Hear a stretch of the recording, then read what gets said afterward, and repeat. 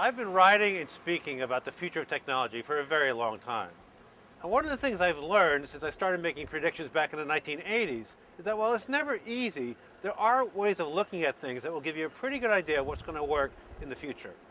For the past few years, I've been thinking a lot about wearable devices for healthcare, or what I call healthware.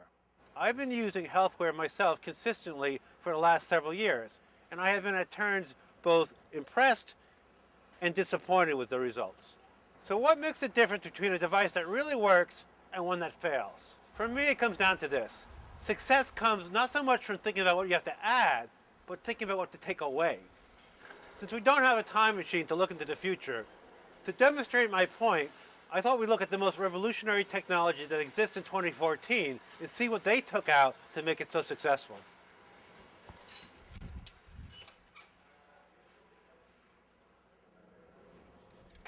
This is the key to the Tesla Model S, voted Car of the Year and one of the most revolutionary new products since the introduction of the iPhone.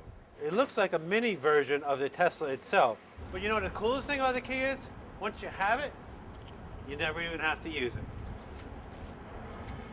The car knows who I am and lets me in. But you also don't need a key in the ignition, you just put it into drive and you go. So what do you notice? It's amazingly quick, sure. And it's got a central control console that's bigger than a couple of iPads. Very cool for a geek like me. But what else? That's right, there's no engine sound. Because there's no engine. It took me a long time to get used to that idea, a car without an engine.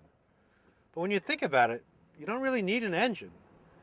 You need the wheels to move, sure.